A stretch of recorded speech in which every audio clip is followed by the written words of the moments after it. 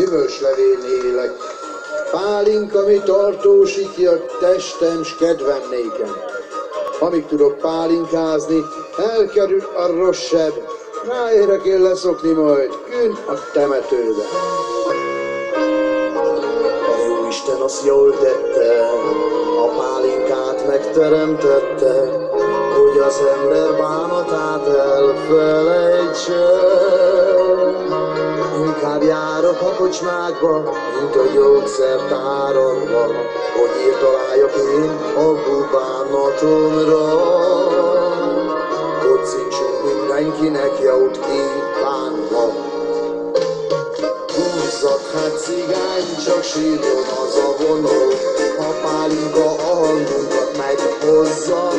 Együtt sírunk, nevetünk, hisz Mikulat a magyar, tegyük el a gondjainkat máskorra. Üres a zsebem, de ne foglalkozz vele, feltalálták a hitelt a kocsmába. Nincsen nagy vagyonom, de azt is elmulatom, nem viszek majd vagyont át más világra.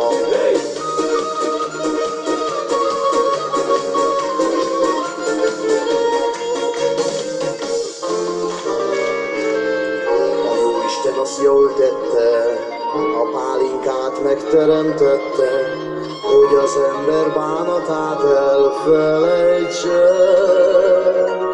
Gyógyszer annak minden cseppje, érré válik ereinkbe, hangulatunk is vidámabb lesz tőle.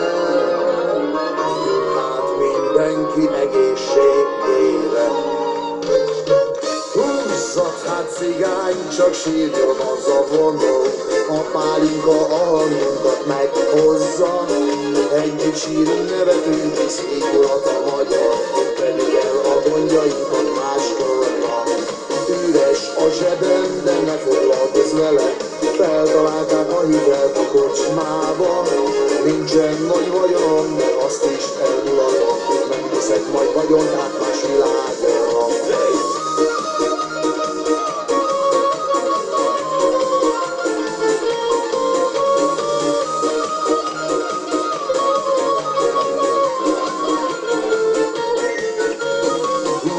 Hát cigány, csak sírjon az a vonó, a pálinka a hangunkat meghozza. Együtt sírunk, nevetünk, hisz Mikulat a magyar, tegyük el a gondjainkat máskorra. Üres a zsebem, de ne foglalkozz vele, feltalálták a hitelt a kocsmába. Nincsen nagy vagyonom, de azt is elmulatom, nem viszek majd vagyont át más világra. Nincsen nagy vagyonom, de azt is elmulatom, nem viszek majd vagyont át más világra.